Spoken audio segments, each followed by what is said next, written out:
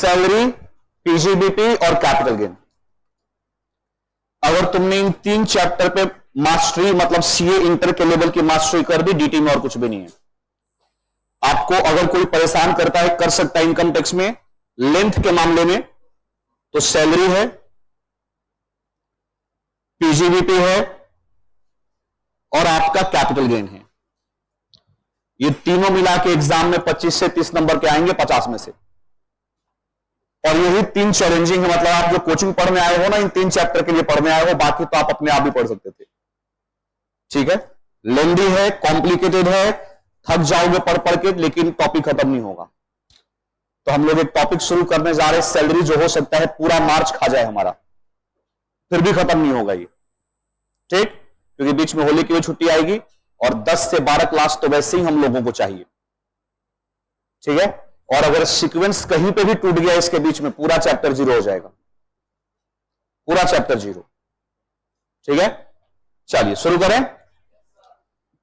कोई नया स्टूडेंट है वो भी यहां से शुरू कर सकता है। आपस के किसी चैप्टर का कोई लिंक नहीं है। आपके इनकम के 5 हेड्स होते हैं, हमें 5 हेड ही पढ़ने हैं, और उस 5 हेड में से एक हेड होता है सैलरी। हम लोग सैलरी इनकम कैलकुलेट करने जा रहे हैं। इस चैप्टर की इंपॉर्टेंस सिर्फ इतनी है कि हिंदुस्तान के 70% लोग अप्रॉक्स सैलरी क्लास हैं। अगर आपने इस चैप्टर पे मास्टरी कर ली तो 70% लोगों का टैक्स निकाल सकते हो, बस इतना ही। इसीलिए ये कॉम्प्लिकेटेड है। अप्रॉक्स 70% लोग सैलरी क्लास हैं, और उन लोगों का टैक्स कैलकुलेशन करने के लिए चैप्टर हमें पढ़ना पड़ता है। तो अगर आपने इसको अच्छे से 10-12 क्लास कर लिया तो आप उन लोगों का टैक्स कैलकुलेट कर सकते हैं।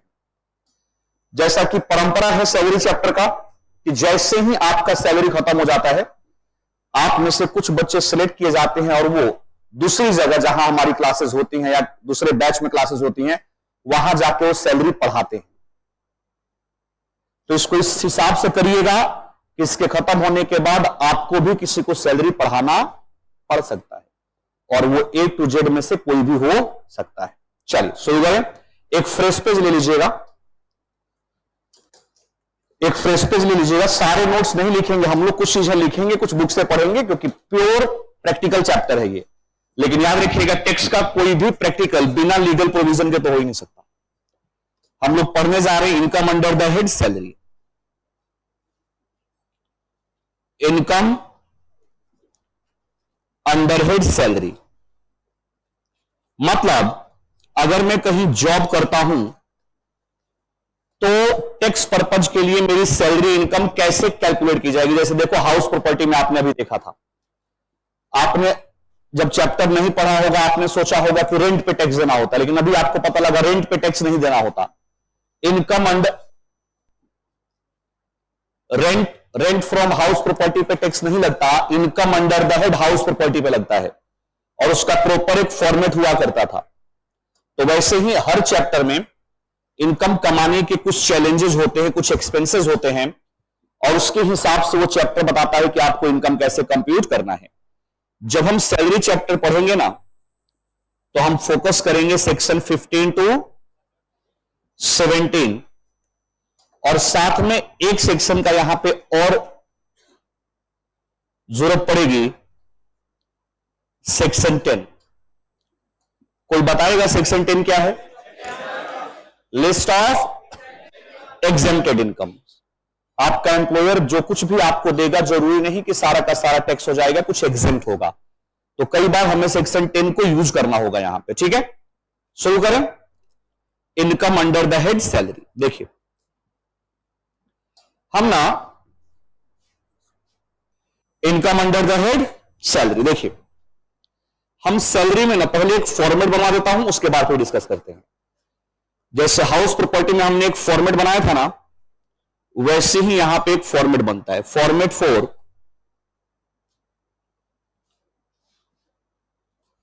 Computation of income under head salary. सबसे पहले हम लोग सैलरी चैप्टर में बेटा ग्रॉस सैलरी कंप्यूट करना सीखेंगे। ग्रॉस सैलरी क्या सीखेंगे? Gross salary. एग्जाम में कई बार आपसे पूछ देगा ग्रॉस सैलरी निकालो, तो सबसे पहले हम क्या निकालेंगे? Gross salary. इसमें से माइनस करेंगे deduction under section 16। House property में क्या होता था? 24। सैलरी में वो काम कौन करेगा? 16। हम सबसे पहले ग्रॉस सैलरी निकालेंगे, फिर क्या माइनस करेंगे? Deduction under section 16। 3 डिडक्शन यहां पे है, 3। एक है स्टैंडर्ड डिडक्शन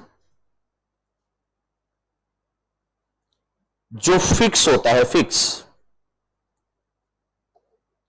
50,000 सैलरी क्लास वाले लोगों को दिया जाता है 50,000 की सैलरी में से छूट। क्या बोलेंगे इसको? स्टैंडर्ड, फिक्स है ये, आंख बंद करके माइनस कर लो। हाँ, अगर ग्रॉस सैलरी 50,000 से कम है तो जितना ग्रॉस सैलरी होगा उतना ही। 50 माइनस करने के लिए ग्रॉस सैलरी कितनी होनी चाहिए? 50। लेकिन मान लो पहले से ही ग्रॉस सैलरी 40 है, तो फिर ये भी कितना हो जाएगा? 40। दूसरा हम माइनस करेंगे एम्प्लॉयमेंट या प्रोफेशनल टैक्स।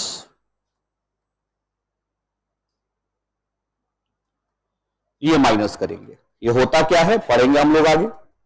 और तीसरा माइनस करेंगे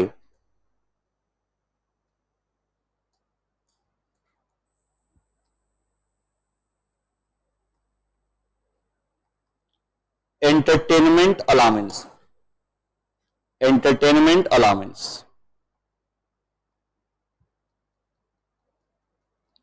एंटरटेनमेंट अलाउंस, ये 3 चीजें यहां चाहो तो ब्रैकेट में लिख लो। Only for government employ.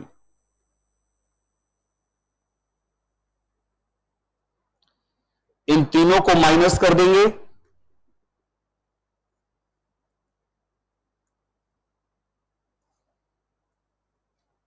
Gross salary,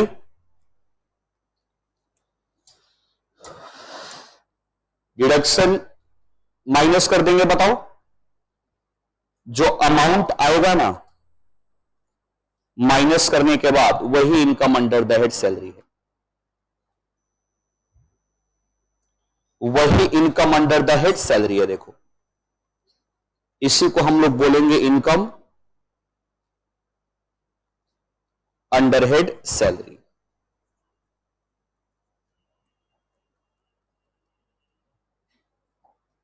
income under the head salary. देखिए, यह हमारा फॉर्मेट होगा। सबसे पहले हम क्या सीखेंगे? How to compute gross salary. Gross salary जैसे ही कंप्यूट करेंगे हम उसमें से माइनस करेंगे डिडक्शन। 3 डिडक्शन है आपके पास। पहला तो फिक्स हर केस में रहेगा, बाकी ये दोनों अगर क्वेश्चन में दिए होंगे तो हम माइनस करेंगे। कौन कौन सा? एम्प्लॉयमेंट टैक्स, प्रोफेशनल टैक्स और एंटरटेनमेंट अलाउंस। इसके बाद जो अमाउंट आएगा इसी को हम बोलेंगे income under the head salary. बाद में जाके यही ग्रॉस टोटल इनकम में जुड़ेगा और टैक्स निकलेगा। जितना 5 हेड हम लोग निकाल रहे हैं, अंत में जाके क्या होगा? 5 ऐड होगा, ग्रॉस टोटल इनकम आएगा। वहां से हम एटीसी से लेके एटीयू का डिडक्शन क्लेम करेंगे। और आ रहा है समझ में?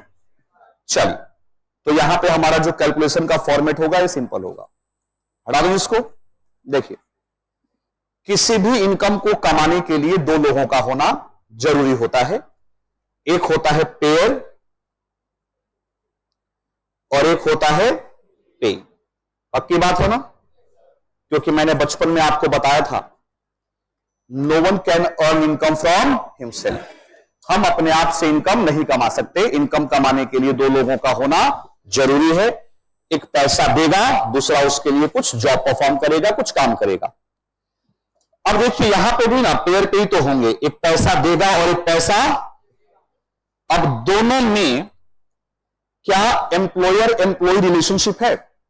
देखिए, देखना पड़ेगा ना। 2 लोग होंगे, पेयर एंड पे। हम अपने आप से पैसा नहीं कमा सकते। जैसा सुप्रीम कोर्ट ने कहा था, no one can marry to himself. एक इंसान ने कोर्ट में केस किया था, मैं अपने आप से शादी करना चाहता हूं क्योंकि इस दुनिया में मुझे मेरे से खूबसूरत कोई और नहीं लगता और मेरे से ज्यादा मैं प्यार किसी और से नहीं कर सकता, तो मैं अपने आप से शादी करना चाहता हूं। तो सुप्रीम कोर्ट ने कहा शादी करने के लिए दो लोगों का होना जरूरी होता है। No one can marry to himself. वैसे ही no one can earn income from himself. Income कमाने के लिए भी दो लोगों का होना जरूरी है, एक पेयर होगा और एक पेई होगा। अब इन दोनों में हम देखते हैं कि क्या रिलेशनशिप है। अगर इन दोनों के बीच में बताइए कौन सा रिलेशनशिप, एम्प्लॉयर एम्प्लॉई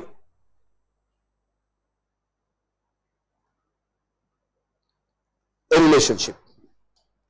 अगर इन दोनों में कौन सा रिलेशनशिप, तो उससे जो अर्निंग आएगी उसी को हम कहते हैं सैलरी इनकम। देखिए, पेयर कौन होगा जो पैसे देगा, पेई कौन होगा जो पैसे रिसीव करेगा। यूं ही किसी को कोई पैसे थोड़ी दे देता है, आपने जरूर उसके लिए कुछ काम किया होगा। बताइए क्या इन दोनों के बीच में एम्प्लॉयर एम्प्लॉय रिलेशनशिप है? अगर एम्प्लॉयर एम्प्लॉय रिलेशनशिप एग्जिस्ट करता है और उस रिलेशनशिप से कोई इनकम कमाई जाती है तो हम लोग कहते हैं कि वो सैलरी इनकम है। याद रखिए, सैलरी इनकम किसी अमाउंट पे, बताइए एक नोट होगा मेरे पास, आएगा तो भाई बताइए इस पे कहीं लिखा है सैलरी इनकम? बोलो। या गांधी जी के कलर, उनका फेस, चश्मे का साइज, कितना दांत दिख रहा है, ये सब देख के हम बताएंगे सैलरी इनकम है? नहीं। करेंसी पे कभी भी नेचर ऑफ इनकम मेंशन नहीं किया जाता, कभी भी करेंसी के ऊपर नेचर मेंशन नहीं होगा। हम तो ये देखेंगे पेयर पेई के बीच में रिलेशनशिप क्या है। अगर पेयर पेई के बीच में कैसा रिलेशनशिप, एम्प्लॉयर एम्प्लॉय रिलेशनशिप है और उसकी वजह से पैसे कमाए गए हैं, तो हम कहेंगे, बताइए मैं टॉपर्स के लिए काम करता हूं, मेरे केस में टॉपर्स कौन है? पेयर, और पेई कौन? मैं। बताइए हमारे बीच में एम्प्लॉयर एम्प्लॉय रिलेशनशिप है? अच्छा,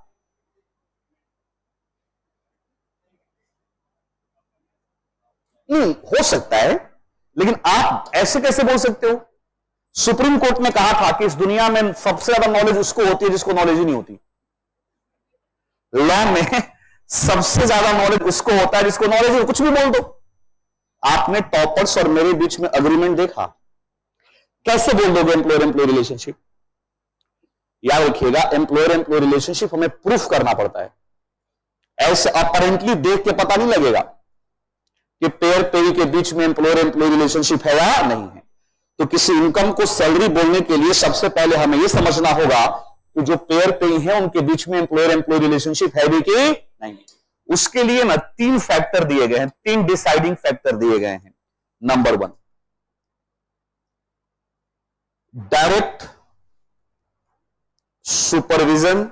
लिखना मत कुछ भी, या लिखो तो लिख लो, फर्क नहीं पड़ता, मतलब बहुत मैंडेटरी नहीं है, किताब में लिखा हुआ है। डायरेक्ट सुपरविजन एंड कंट्रोल, पहला डिसाइडिंग फैक्टर है डायरेक्ट सुपरविजन एंड कंट्रोल। बताइए क्या पेयर का पेई के ऊपर डायरेक्ट सुपरविजन कंट्रोल है? बोलो। अगर है तो हम कहेंगे एम्प्लॉयर एम्प्लॉय रिलेशनशिप की स्मेल आ रही है। मान लो मैंने अभी सैलरी शुरू किया और ये बात भगवान लाल सर को पता लग गई और इस क्लास में बोले सर क्या कर रहे हो तारे जमीन पे, ये बेचारे बच्चे सैलरी पढ़ेंगे। मैंने कहा तो सीए भी तो ये कर रहे हैं, इसने कहा था सीए करने के लिए। सर सैलरी शुरू मत कराओ प्लीज, कोई छोटा चैप्टर शुरू करा दो। मैं क्या बोलूं जी मालिक, बोलो। या मैं कहूं सर मुझे मेरे हिसाब से काम करने दो। अगर मैं जी मालिक बोलता हूं तो मेरे और उनके बीच में एम्प्लॉयर एम्प्लॉय रिलेशनशिप की स्मेल आ रही है। समझिएगा ध्यान से। डायरेक्ट सुपरविजन कंट्रोल याद रखिएगा। मान लो तुम लोग ऑफिस में गए जॉब करने, शाम को बॉस ने कहा चलो कॉफी पी के आते हैं। बोलो। Direct supervision control, what to do, when to do, how to do, ये सब मैं डिसाइड करूंगा। चलो कॉफी पी के आते हैं। याद रखिए डायरेक्ट सुपरविजन कंट्रोल किसके ऊपर? मेरे जॉब प्रोफाइल के ऊपर, मेरे पर्सनल लाइफ के ऊपर। ये कोई टाइम आने का तो टेक्स्ट कर दोगी तो सच। बताइए काम करने के तौर तरीके के ऊपर। याद रखिए आपका बॉस आपको ये नहीं कह सकता चलो मैं घर छोड़ दूं, जी मालिक, चलो मेरे साथ फेरे ले लो, जी मालिक। नहीं सर, प्लीज। मेथड ऑफ, आप याद रखिए, हम सिर्फ आपके जॉब प्रोफाइल की बात कर रहे हैं। डायरेक्ट सुपरविजन कंट्रोल, आप देखा करो एम्प्लॉय ऑफिस से बाहर निकलता है, सिगरेट पीता है, तभी बॉस आ गया, उसको बोलता सर चाहिए क्या? सर मैं अपने पर्सनल लाइफ में कैसा हूं, एम्प्लॉयर को इससे फर्क नहीं पड़ना चाहिए, उसके ऊपर किसी का कंट्रोल नहीं। जब हम सैलरी की बात करेंगे तो मेरे काम करने के तौर तरीके के ऊपर। सुनिए, क्या टाइम है आपके ऑफिस का? 8:30 बजे। सर ये क्लास थोड़ी है, ये क्लास नहीं है, ये भी तो एक ऑफिस जाने का कायदा सिखाया जा रहा है तुमको। अब जैसे वो बैठ गई वहां पे, है ना, बैठ गई, ऑफिस होता ना तो इनके आधे दिन की सैलरी कट चुकी होती, वहां कोई बहस नहीं करता, इतना टाइम नहीं है, सिस्टम चलाएगा ऑर्गेनाइजेशन को, इंसान नहीं, तो इनका हाथ बढ़ जाता, कर दी तनख्वाह। तो देखो आपका टाइम है 10 बजे से लेके, एम होगा ना यार, से लेके 6 बजे तक, है ना। चलिए वो तो मजदूरों के लिए होता है, जब सीए बन जाओगे तो ऐसा टाइम होगा, लेकिन याद रखना जाने का टाइम होता है, आने का टाइम नहीं होता, ठीक। तो 10 से लेके 6। अब सोचो हर एम्प्लॉय, इस चैप्टर पे ना घड़ी देख के मत पढ़ना, ये चैप्टर 70% इंडियन पॉपुलेशन को कवर करता है, इसको ऐसे पढ़ना कि जिंदगी भर के लिए याद हो जाए, ठीक है ना। तो देखिए 10 बजे आप पहुंच गए ऑफिस में। अच्छा, फ्राइडे को ना एम्प्लॉय बहुत थोड़ा कंसर्न रहता है, क्योंकि सैटरडे संडे छुट्टी होती है, तो चाहता है कि फ्राइडे शाम को ना कोई काम उसका पेंडिंग ना बचे। नहीं तो इंडियन एम्प्लॉय है ना, उसको इतनी खुशी मिलेगी सैटरडे बुला के, तो तुमको शाम कहेगा बेटा कल आ जाना। तो मान लीजिए आपके पास नोकिया का कोई काम पेंडिंग था, नोकिया क्लाइंट का कोई काम पेंडिंग था, तुमने सोचा कि मैं फ्राइडे जाके ना नोकिया का काम फिनिश कर लूंगा, शाम को थोड़ा जल्दी निकल जाऊंगा, सैटरडे संडे छुट्टी है। जैसे ऑफिस पहुंचे तुमसे पहले बॉस आके बैठा हुआ था, कह रहा बेटा इधर आ जाओ। मैं कहा सर, एक काम करो, एक ना नया क्लाइंट आया है, उसको ना हमें अपना प्रपोजल बना के भेजना है काम का, तो मुझे ना शाम तक प्रपोजल बना के दो। क्या बोलोगे? मैं नहीं, मैं तो घर से ही सोच के आया था नोकिया का। नहीं सर, भूल जाओ, 10 से 6 बजे तक तुम बंधुआ मजदूर हो, तुम्हारा जो भी जॉब प्रोफाइल, ये नहीं कहेगा कि यहां पर डांस करना शुरू कर दो, नहीं, पर्सनल चीज कुछ भी नहीं समझना। और लड़कियों, ऑलवेज ट्राई टू से नो, जिंदगी में ना कहने की आदत डालो। हाँ, ऑलवेज ट्राई टू से नो, जिंदगी में नो कहना सीख लोगे, आपकी 80% प्रॉब्लम खत्म हो जाएगी। कभी डिप्लोमेटिक नहीं कि किसी ने प्रपोज कर दिया, सोचती हूं नहीं, और नो बोल दो कि अभी मेरा अफेयर सीए इंस्टीट्यूट के साथ चल रहा है, एक बार जब खत्म हो जाएगा तब देखेंगे। और हमारी नैतिकता एक साथ 2 रिलेशनशिप मेंटेन करने का नहीं, अभी तो हमारा उसके साथ चल रहा है, ठीक है। तो ऑलवेज ट्राई टू से नो, नो कहना भी सीखिए लाइफ में, है ना। शाम को दोस्त आए, चल थोड़ा तफरी करके आते हैं, नो, मुझे अपना होमवर्क करना है। सर तेरे सपने मेरे सपने अलग हैं, तू ऑल्टो में घूमने के सपने देख रहा है और मैं एक लग्जरी कार में, तो शायद मुझे थोड़ा इन्वेस्ट ज्यादा करना पड़ेगा, जा। कई बार दोस्त बोलेगा आजा 2-2 बॉल हो जाए। ऑलवेज ट्राई टू से नो, कोई फर्क नहीं पड़ता उस 2 बॉल खेलने से, आपका कोई टाइम वेस्ट नहीं होगा, लेकिन आपका कमिटमेंट, आपकी मैच्योरिटी आपको स्ट्रांग बनाएगी, ठीक है। तो ऑलवेज ट्राई टू से, तुम नहीं, इनको हम क्यों ना बोलेंगे? तो देखो हम नो बोलेंगे तो दुनिया कैसे? 10 से लेके 6 बजे तक, ठीक। तो जैसे आप ऑफिस पहुंचे, उसने कहा सारे काम छोड़ दो, लड़ोगे उससे? नहीं लड़ सकते भाई साहब। अगर आपका टैक्स का प्रोफाइल है तो टैक्स में जो काम उसको तुमसे करवाना होगा वही कराएगा, इससे कोई फर्क नहीं पड़ता कि आपकी पेंडेंसी क्या है। मतलब व्हाट टू डू, तुमको क्या करना है, when to do, how to do. और मजा तब आता है जब पूरे दिन में आप प्रपोजल बना के लेके जाओगे इवनिंग में, तो कहेगा बेकार है ये, मुझे क्रिस्प चाहिए, थोड़ा समरी टाइप का बना के लेके आओ। आप फिर दोबारा से बनाओगे। तो देखिए आप क्या करोगे, व्हाट टू डू, कब करोगे, कैसे करोगे, और उसके ऊपर डायरेक्ट सुपरविजन कंट्रोल किसका है। तो यहां पे हम कह सकते हैं पेयर पेई के बीच में एम्प्लॉयर एम्प्लॉय रिलेशनशिप की स्मेल आ रही है। अभी खत्म नहीं, आगे और पढ़ेंगे। डायरेक्ट सुपरविजन एंड कंट्रोल आता है समझ में। जो भी आप अब बताइए, भगवान लाल सर यहां पे आए और मेरे को कहें कि आप सैलरी मत पढ़ाओ, तो देखो दो तरीके होते हैं। मैं उनसे पूछूंगा सर आप इसका रीजन बताओ, हो सकता है उनके पास कोई अच्छा आइडिया हो और मुझे वो आइडिया अच्छा लगे। मैं ड्यूटी बाउंड नहीं हूं, लेकिन आइडिया अच्छा लगा तो मैं फॉलो कर लूंगा। लेकिन अगर वो आके कहे नहीं सर इनको डीटी नहीं पढ़ाना है, इनका पहले जीएसटी खत्म कर दो, तुम लोग घर जाके दोनों अलग अलग रिवाइज करने में दिक्कत तो नहीं आ रही? आ रही है? बस छोड़ दो, शेयर बैठ जाओ। तो थोड़ा सा पेम्पर क्या करो, सिलेबस आपका देखिए 10 जुलाई से पहले फेंक देंगे हम लोग, टैक्स का खत्म कर देंगे। 10 जुलाई मैंने मैक्सिमम डेट दे रखा है। अगर यही नहीं होता तो 15 अगस्त तक जाता। एक सवा महीने का फर्क पड़ रहा है। और जीएसटी बहुत ज्यादा लॉ बेस है। थोड़ा सा मैंने पूछा, हाँ सर देखो, तो देखिए, तो बताइए अगर वो कहते हैं कि ऐसे कर लो, मैं बोलता हूं जी सर, मतलब मेरे पास कोई ऑप्शन ही नहीं है। What to do, when to do, ये सब कौन डिसाइड कर रहा है? पेयर। और payee is duty bound to follow the instruction of payer. तो हम कहते हैं यहां पे एम्प्लॉयर एम्प्लॉय रिलेशनशिप है। बोलो पक्का आ रहा समझ में? डायरेक्ट सुपरविजन एंड कंट्रोल किसके ऊपर? जो मेरा जॉब प्रोफाइल है उसके ऊपर। दूसरा, contract of service. Contract of service याद रखिएगा, आज दूसरी बार आ गया ये कॉन्ट्रैक्ट ऑफ सर्विस। याद रखिएगा, जॉब में ना आपका कॉन्ट्रैक्ट ऑफ सर्विस होता है। कॉन्ट्रैक्ट ऑफ सर्विस मतलब जो आपका टाइम है 10 बजे से लेके शाम को 6 बजे तक का।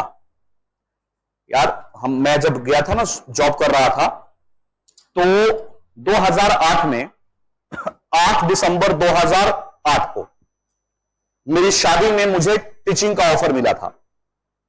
मेरी शादी में ही भगवान लाल सर पीछे खड़े थे, वहीं कह रहे पढ़ाइएगा। मैंने कहा अभी मतलब बात करने का भी एक टाइम होता है ना। ये टॉपर्स का कोई टीचर छोड़ के गया था टैक्स का। तो बताइए, मैंने वहां से जर्नी शुरू करी टीचिंग लाइन की, ठीक है। तो मैं ऑफिस में ना कई बार क्या करता था, मैं पहले पावर पॉइंट से पढ़ाया करता था। पावर पॉइंट प्रेजेंटेशन ऑडी में ना बड़ा अच्छा लगता है। वो यहाँ क्या इतने सारे कम बच्चों में, तो ऑडी में ना जहां 600-700 बच्चे बैठे हैं वहां पे मजा आता था पीपीटी से। तो मैं क्लास में ऑफिस में पीपीटी बना रहा था। ऑफिस में जहां 10 से 6 बजे मुझे किसके लिए काम करना था, उनके लिए। पता है तुम्हारा दुश्मन कोई गैर नहीं है, जो अपने हैं ना वही दुश्मन। इसीलिए किसी को अपना बनाना तो सोच समझ के बनाना, हर कोई अपना नहीं बन जाता। मेरा जो एसआरसीसी का टॉपर दोस्त था ना, अतुल नीनावत, सुन ले जहां भी तू है, उसने देख लिया मैं पीपीटी बना रहा हूं, उसने चुपके से जाके सीनियर को बोल दिया सर ये पर्सनल काम कर रहे। सीनियर आया मेरे पास, कहता क्या कर रहे हो? मैंने कहा tax I am a tax person भाई, टैक्स में काम करता हूं, टैक्सी का तो काम कर रहा हूं। तो कहता लेकिन पीपीटी कौन से क्लाइंट को देना है? मेरी बहस हो गई उससे। मैंने कहा ठीक है, मैं विकास सर से बात कर लूंगा, जो हमारी टीम के लीडर थे। तो विकास सर आए, विकास सर ने कहा नहीं बेटा, 10 से 6 आप सिर्फ हमारे लिए काम करोगे। इस टाइम को ना तुमने मुझे बेच दिया है। आपको बताऊं, कुछ कॉर्पोरेट ना अब आपके टेलीफोन, मोबाइल फोन को भी इस टाइम पे अलाउ नहीं कर रही हैं ऑफिस के अंदर। मैंने बताया था, बिल्कुल सही बात है सर। इस पीरियड में 1-1 सेकंड के पैसे आपको कंपनी दे रही है, आप गुलाम है इस टाइम पे। लेकिन हाँ, इसका मतलब ये नहीं पोछा लगा दो। हमारा जो जॉब प्रोफाइल है उसी की बात हो रही है। आ रहा है समझ में? तो 10 से 6 बजे तक कॉन्ट्रैक्ट ऑफ सर्विस, मैंने अपने सर्विस का कॉन्ट्रैक्ट उसके साथ किया है कि अगर मैं कोई सर्विस परफॉर्म करूंगा 10 से लेके 6 के लिए तो आपको करूंगा।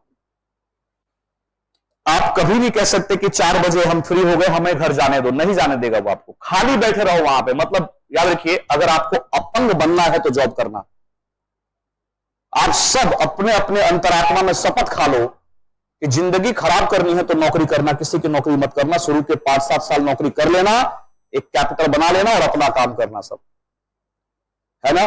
अपने सपनों को पूरा करना शुरू कर दो, नहीं तो कुछ लोग अपने सपनों को पूरा करने के लिए तुम्हें खरीद लेंगे। ये होता है। मुझे तकलीफ नहीं है, मैंने लूथरा छोड़ा इसी बात पे। मेरी विकास सर से यही तो बात हुई थी कि सर मैं सिगरेट नहीं पीता, मेरे को सोशल मीडिया पे कुछ खेलना, चीटिंग सेटिंग नहीं आता, मैं 10 बजे ऑफिस आता हूं, प्लीज मुझे 4 बजे छोड़ दो, मुझे कोचिंग कराना है जाके। नहीं बेटा, तुझे 6 बजे तक क्यों रुकू मैं 6 बजे? तो एक आकांक्षा तो नहीं यहाँ पे, क्योंकि सैलरी में ना आकांक्षा को बहुत बुरा लगने वाला है।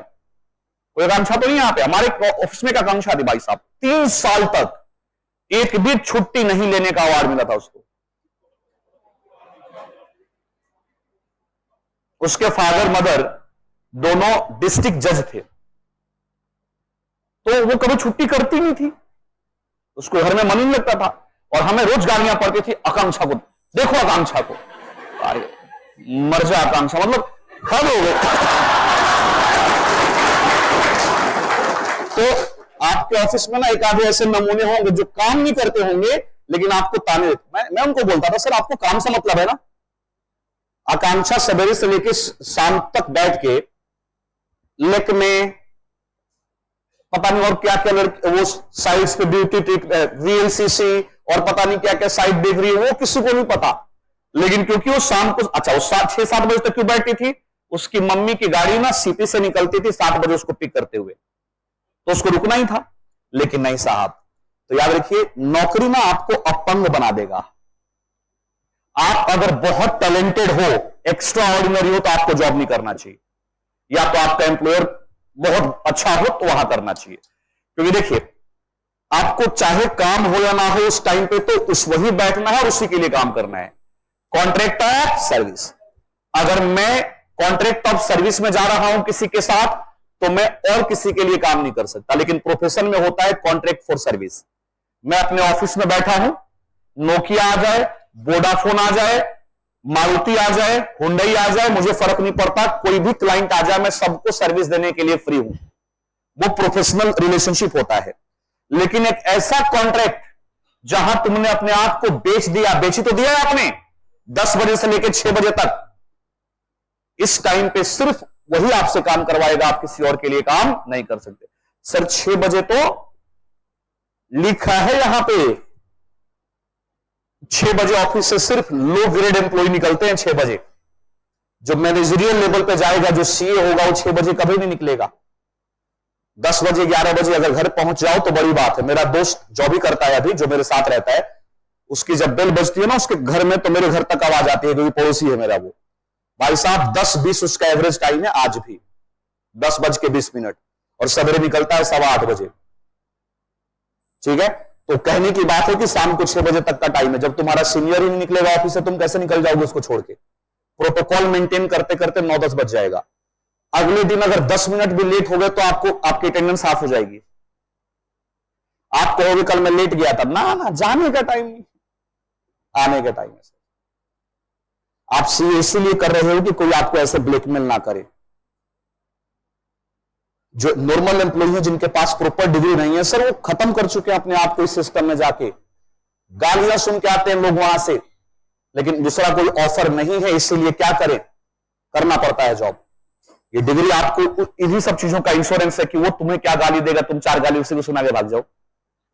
बिल्कुल सर, फैक्ट बता रहा हूं आपको कि कोई एम्प्लॉयर सीए की डिग्री लेने के बाद तुमको कोई बोले मैं तुम्हें निकाल दूंगा, तेरी औकात है, तेरी नौकरी को मैं आज लात मार के जा रहा हूं। ये लाइन कहने के लिए आप सीए कर रहे हो, इस लाइन को कहने के लिए। हाँ, हो सकता है वहां से तुमको 5 लाख सैलरी मिलती हो, आगे तुमको 5 लाख ना मिले, 4 मिल जाए, बहुत होता है 4 घर चलाने के लिए। आत्मसम्मान नहीं बेचना आपको। तो आपकी जो डिग्री है ना, पूरे जिंदगी भर का इंश्योरेंस है कि किसी के सामने हम ब्लैकमेल नहीं होंगे। ठीक है ना? तो देखिए, कॉन्ट्रैक्ट ऑफ सर्विस, जहां पे आपने क्या किया, अपने आप को बेच दिया कि 10 से बेच दिया का मतलब है नहीं कॉपी पीने चलो, नहीं, जो जॉब प्रोफाइल है मेरा उसी के अंदर आता है समझ में। और एक चीज और देखते हैं हम लोग, अगर दोनों समझ में ना आया हो ना, तो तीसरा होता है मास्टर सर्वेंट रिलेशनशिप। जो रिश्ता किसके बीच में होता है? Master servant relationship. Master servant relationship. Master servant relationship क्या होता है? मास्टर सर्वेंट में मास्टर जूता निकाल के मार देता है सर्वेंट को? नहीं सर, मास्टर सर्वेंट मतलब एक जेन्युइन रिलेशनशिप की बात करो, जहां मास्टर ऑर्डर देता है और सर्वेंट ड्यूटी बाउंड होता है उस ऑर्डर के, उस इंस्ट्रक्शन को फॉलो करने के लिए। हिंसा तो कहीं भी जायज नहीं है। तो मास्टर अगर सर्वेंट को क्या दे रहा है? इंस्ट्रक्शन, तो सर्वेंट उसको फॉलो करने के लिए ड्यूटी बाउंड है। यही जॉब है बेटा। आपको जब ऑफिस जाओगे तो आपका एक अग्रीमेंट साइन होगा एम्प्लॉयर एम्प्लॉय का। इसमें सारी बातें लिखी होंगी कि आपका टाइम ये है, आपका जॉब प्रोफाइल ये है। तो याद रखिए, उस टाइम में आप सिर्फ एक व्यक्ति के लिए, उस पेयर के लिए काम करोगे। वो डिसाइड करेगा कि आप क्या करोगे।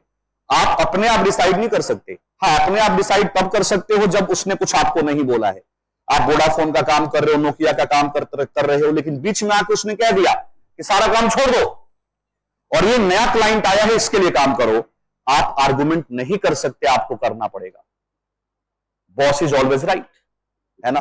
तो what to do, when to do, how to do, ये सब कौन डिसाइड करेगा? ये सब आपको पेयर डिसाइड करेगा।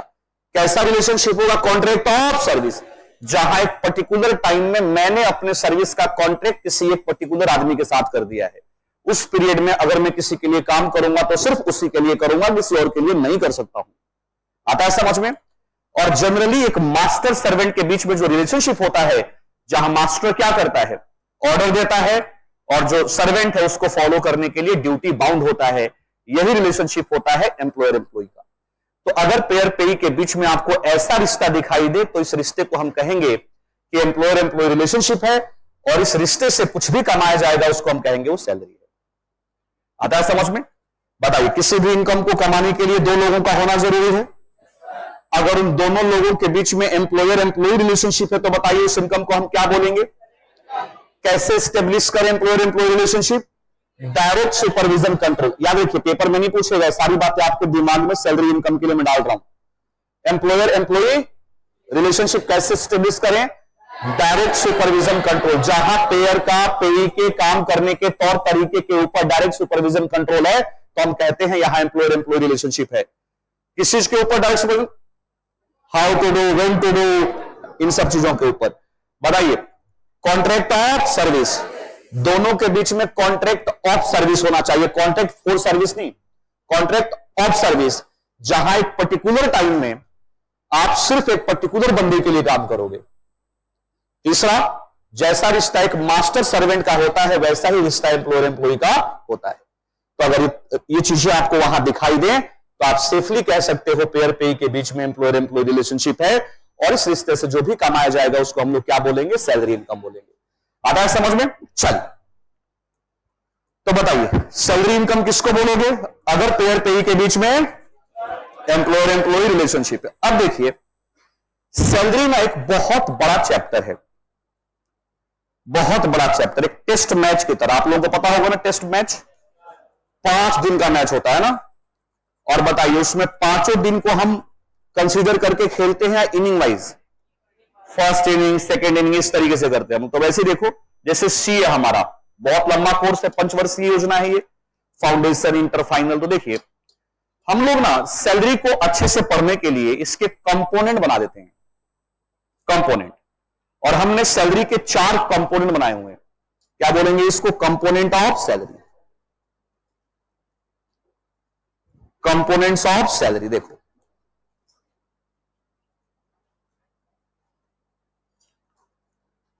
Components of salary.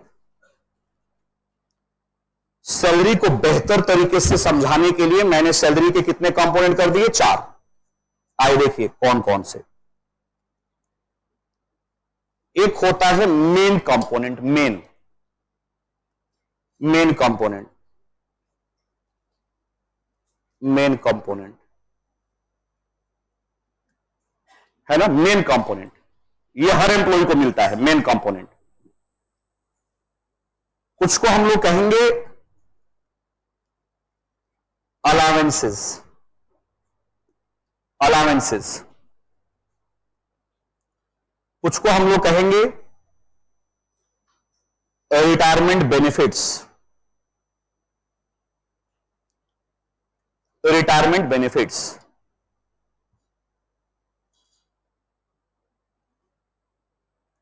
Perquisites, that is benefits in kind.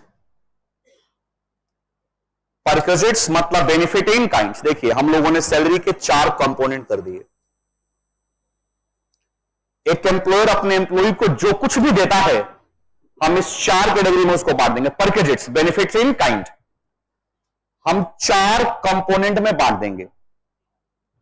देखिए main component allowances, retirement benefit और perquisites, benefit in kind. Facility दे देता है एम्प्लॉयर अपने एम्प्लॉय को. एक एम्प्लॉयर अपने एम्प्लॉय को मैक्सिमम जो कुछ भी देगा हम कहां पे कवर कर देंगे? इन 4 कंपोनेंट में कवर कर देंगे. आता है समझ में? समझना ध्यान से, बहुत सिंपल है. अब देखिए मेन कंपोनेंट में हम लोग पढ़ेंगे, बता देता हूं अभी से ही, और फिर उसको एक एक करके हम लोग पढ़ेंगे. एक होता है बेसिक सैलरी, सुना भी होगा आप लोगों ने. इसका नाम बेसिक सैलरी क्यों पड़ा, एक बार इसको कवर कराने के बाद समझेंगे हम लोग. Basic salary, bonus, commission, over time payment,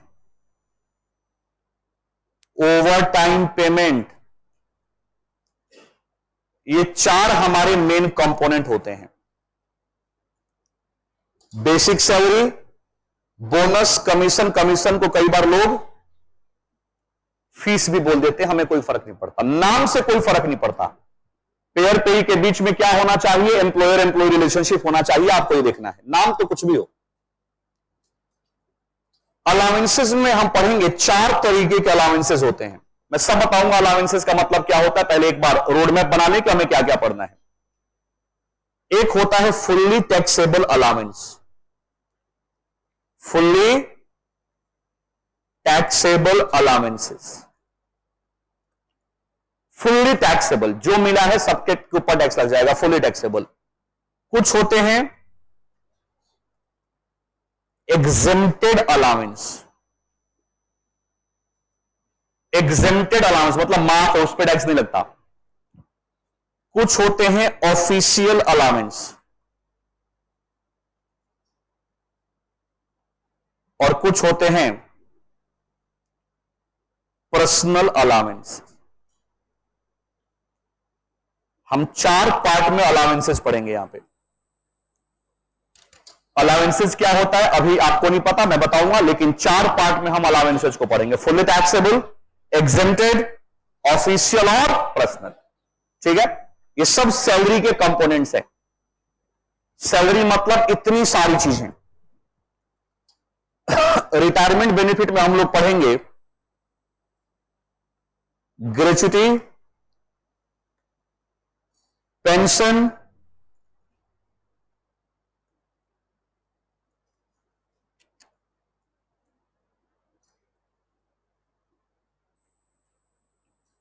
gratuity, pension, leave encashment,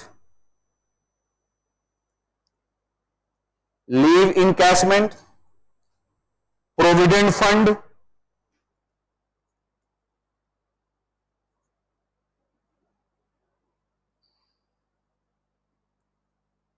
voluntary retirement scheme,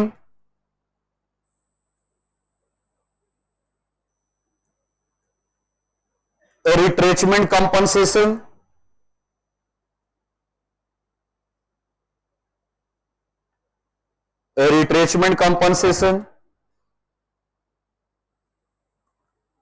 और अप्रूव्ड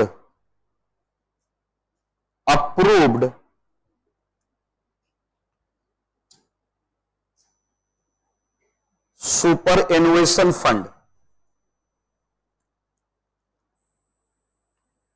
रिटायरमेंट बेनिफिट में बस इतनी चीजें पढ़नी है. Gratuity, pension, leave encashment, provident fund, voluntary retirement scheme VRS, retrenchment compensation, approved superannuation fund. ये सब retirement benefits के एलिमेंट्स हैं।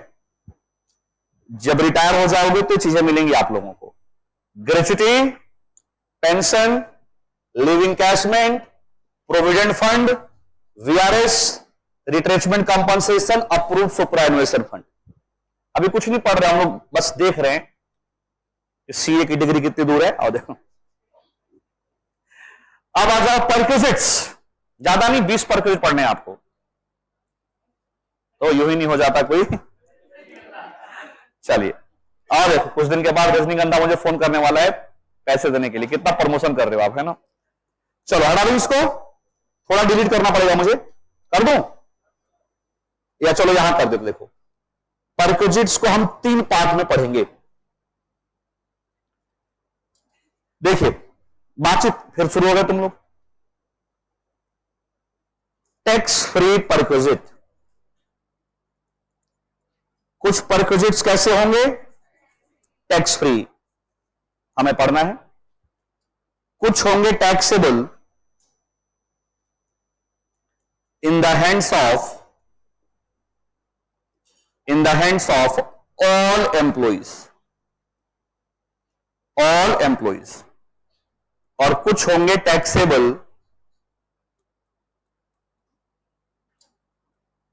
इन द हैंड्स ऑफ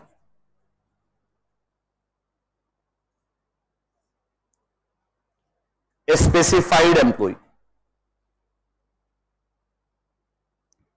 परक्विजिट को हम यहां 3 कैटेगरी में बांटेंगे, tax free perquisite, taxable in the hands of specified employ और taxable in the hands of all employees.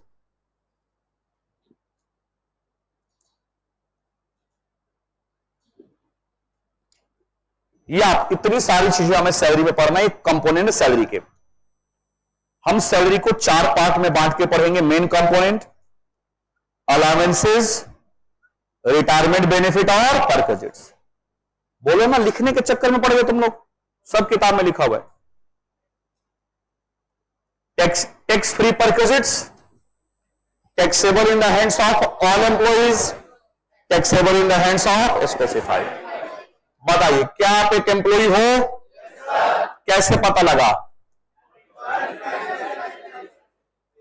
वो तीनों कंडीशन आपके केस में है ना। बताइए क्या आप एक एम्प्लॉय हो? आपका एम्प्लॉयर मैक्सिमम ये 4 कंपोनेंट देगा, मैक्सिमम, मतलब जो कुछ भी आपको देगा इन चारों कैटेगरी में कवर हो जाएगा। तो इस चैप्टर में हमको क्या पढ़ना है, जो आपको मिला है उसमें से कितना टैक्सेबल है और कितना माफ है। क्या सारा टैक्सेबल है या सारा माफ है? मतलब आप बताओ, तुम लोगों को क्या बोलते हैं ना कि तुम लोगों को इस चैप्टर से क्या मतलब, जॉब करते हो क्या?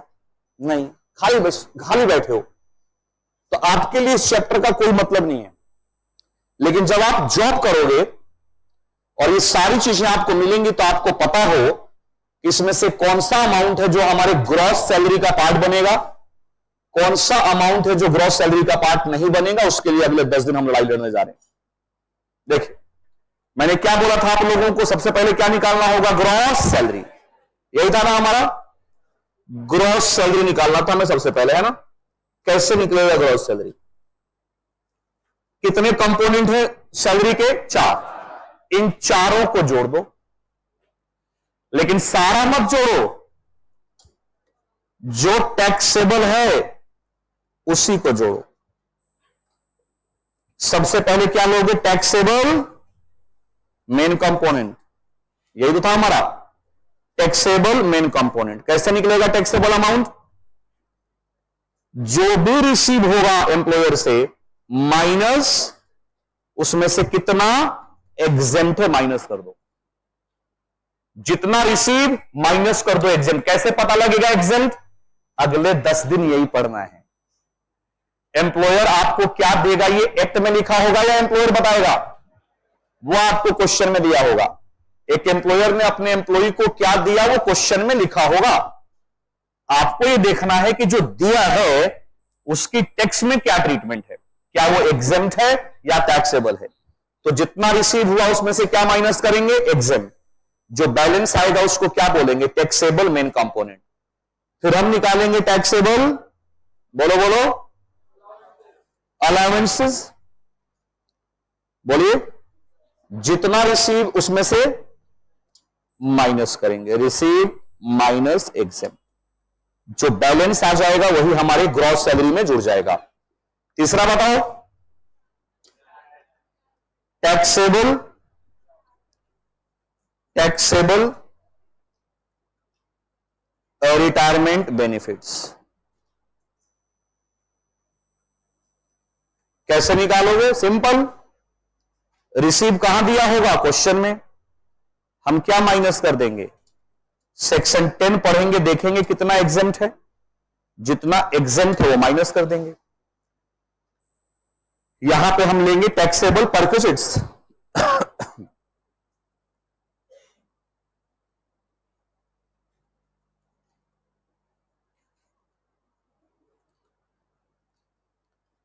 देखेंगे कितना परक्विजिट रिसीव हुआ है और उसमें से एग्जेम्प्ट कितना है, जो बैलेंस आ जाएगा वही हमारा टैक्सेबल, और इसके बाद हमारे को क्या मिल जाएगा? Gross salary. आता है समझ में? Gross salary. ग्रॉस सैलरी से क्या माइनस करेंगे हम लोग? सेक्शन 16 के डिडक्शन, कितने? 3। उसके बाद जो अमाउंट आएगा वही हमारा income under the head salary होगा। बोलिए।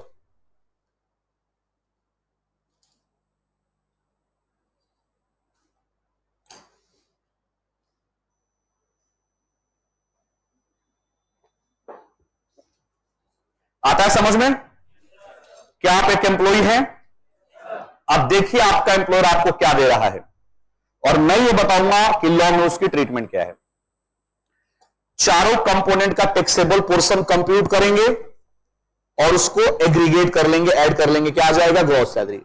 99% काम खत्म। उसके बाद हमें क्या माइनस करना है? डिडक्शन बस।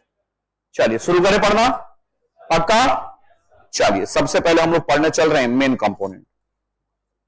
हटा दो मेन कंपोनेंट। जब तुम्हारी शादी हो जाएगी ना, कितने लोग आप लोगों में से चाहते हो कि पढ़ी लिखी बीवी से शादी हो, एजुकेटेड, जॉब करने वाली?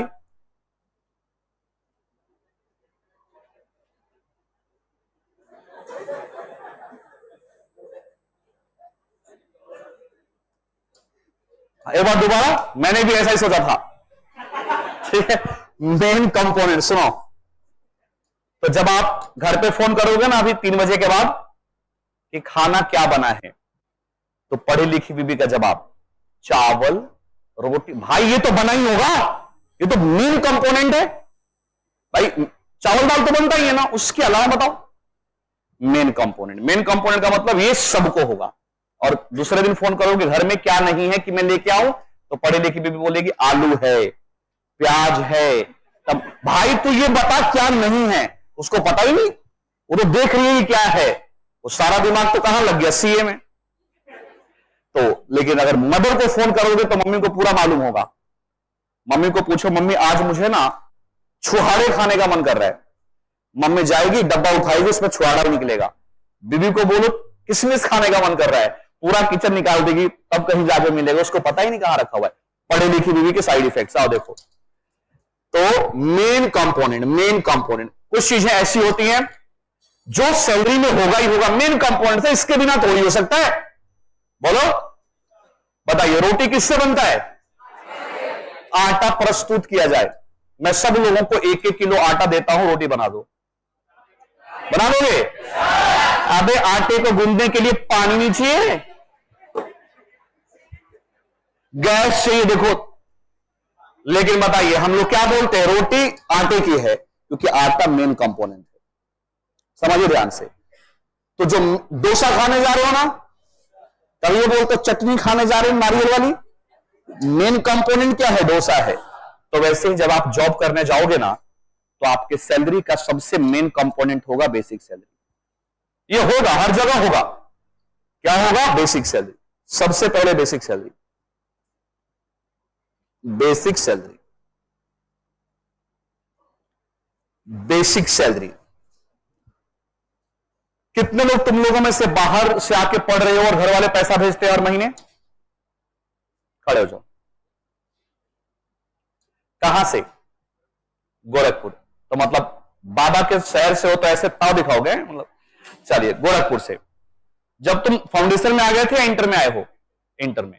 पिताजी ने क्या कहा था? जा बेटा सिर्फ पढ़ाई पे फोकस करना, जितने पैसे लगेंगे हम देंगे। डायलॉग बहुत मारते हैं पापा लोग, लेकिन 2 से 3 महीने के बाद ना, पहले जो पैसा 1 तारीख को आया करता था, फिर वह 5 को आ रहा है, कुछ दिनों के बाद वो 10 को आएगा, और कभी कभी तो ऐसा होता है कि 20,000 या 15,000 की बात हुई थी, इस बार 2,000 कम ही आया है।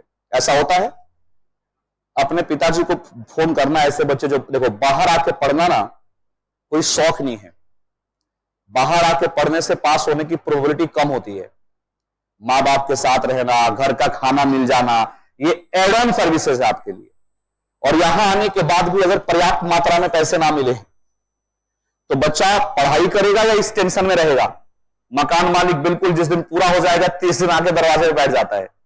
कोचिंग वाले देखो कैसे दरिंदे की तरह, रिजल्ट आया भी दरिंदे की तरह खड़े हो गए। सर ये शहर है, यहां सुई से लेके जहाज तक हर चीज खरीदना पड़ता है। ये गांव नहीं है कि मेरी गोभी तुम ले जाओ, तुम्हारा भिंडी मैं लेके आ रहा हूं, काम चल जाएगा। यहां बार्टर नहीं चलता, यहां पैसा चलता है ना। तो देखिए कितने महीने से तुम्हारे पैसे नहीं आ रहे?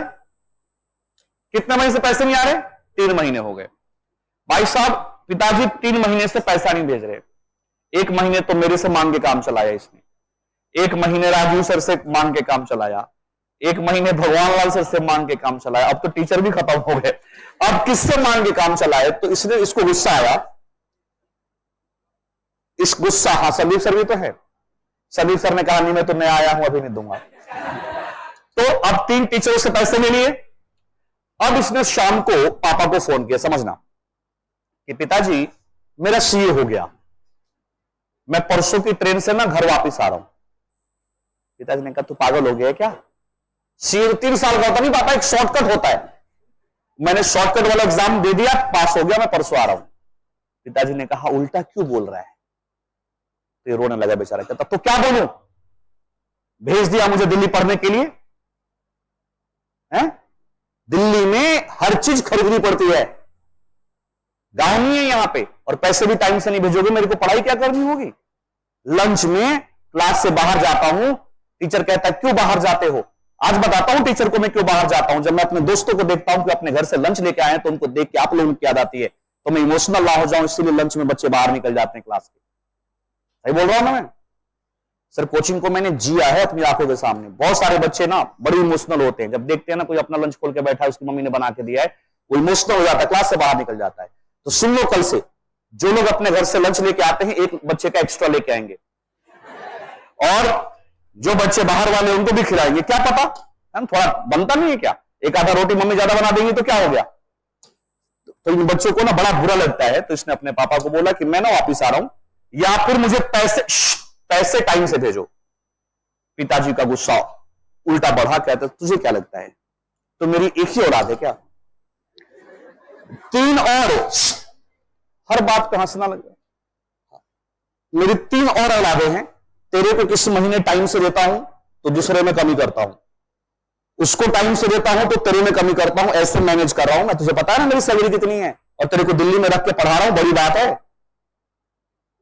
बेटा। मैं चार्टर्ड अकाउंटेंट हूं, अच्छा खासा कमाता हूं, मेरी बेटी को मुझे आईएएस कराना है। तो मेरी बेटी कह रही थी कि नहीं मैं तो मुखर्जी नगर है कि कहीं, मैंने सुन रहेगी यहाँ पे, मेरे पास इतने पैसे नहीं कि मैं दूंगा। आपके मम्मी पापा को सैल्यूट है जो आपके लिए इतने पैसे खर्च कर रहे हैं, मेरे से कभी खर्च नहीं होगा इतने पैसे बच्चों के ऊपर। घर में रहो, यहीं से पढ़ो भाई साहब, मेरे पैसे, मेरे भी तो अपने सपने। तुम्हारे को बना दूं आईएएस ऑफिसर, उसके बाद तुम कहो हम आपके हैं कौन? बाद में यही होने वाला, रह के आप पढ़ो, बड़ी बात है। आपके पेरेंट्स बहुत महान है, पूजनीय है भाई साहब, कि आपको दिल्ली में रख के पढ़ा रहे हैं। तो पिताजी ने कहा कि इसलिए लेट हो जाता है। अब इसको थोड़ी गिल्टी फील हुई कि यार मैंने पापा से ना बदतमीजी से बात कर दी, मुझे ऐसे बात नहीं करनी चाहिए थी। और सुनना ध्यान से, इसने कहा पापा आपको पहले बताना चाहिए कि घर में दिक्कत है, 1 रुपया मत भेजना। आपके बेटे की औकात इतनी है कि महीने में 2-4 करोड़ रुपया तो दिल्ली में कमाई लेगा। अब आप बताइए क्या इसने ऐसा कहा होगा? क्या कहा होगा कि मैं दिल्ली में 2-4 करोड़ रुपया महीने का कमा सकता हूं। पिताजी ने कहा 1 मिनट दोबारा बोल, रिवर्स रिमाइंड कर। मैं दिल्ली में 2-4 भाई तो तू कमा ले, फिर सीए क्यों कर रहा है? बताइए, क्या इसने 2-4 करोड़ बोला होगा? इसकी औकात है 2-4 करोड़ महीने कमाने की? कितना बोला होगा इसने? बोलो 2-4 हजार। अपनी औकात मत बताओ, मैं इसकी पूछ रहा हूं। 10-20 हजार रुपया बोला, 2-4 हजार तो कोई भी कमा ले गया। 2-4 हजार बोल दो इसको, 10-20 हजार रुपया बोला होगा। बोलो, this is the basic quality. इंसान के बेसिक क्वालिटी के लिए जो पैसे उसको शुरू में दिए, वही बेसिक सैलरी होती है। बताइए, क्या आप अपना काम धंधा वहां शुरू कर चुके हो, या अभी रिज्यूम में जाके इंटरव्यू दे रहे हो? ये आपके रिज्यूमे की सैलरी है, ये आपकी बेसिक क्वालिटी है। और बेसिक क्वालिटी के लिए जब आपकी सैलरी फिक्स की जाती है, उसी को हम कहते हैं बेसिक सैलरी। बैठ जाओ, थक जाओगे, है ना? Basic salary.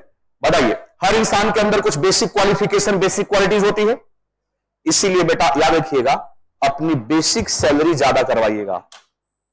जिसकी बेसिक सैलरी ज्यादा होती है ना, सैलरी के बाकी सारे जो कंपोनेंट होते हैं, इसी को बेस बना के कैलकुलेट होते हैं।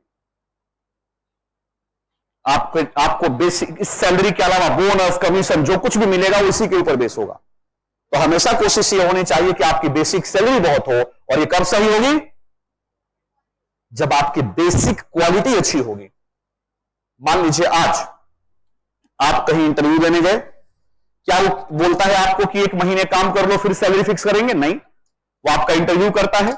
1-1, 2-2, 3-3 लेवल के इंटरव्यू होते हैं, और आपकी सैलरी वही फिक्स हो जाती है। बताइए, वो जो सैलरी फिक्स हुई, अमाउंट फिक्स हुआ, आपको तो पता नहीं काम क्या आता हो, नहीं आता, पता ही नहीं, कैसे फिक्स हो गई? सर, सीए फाइनल रैंक, ये बेसिक क्वालिटी है। CA inter rank.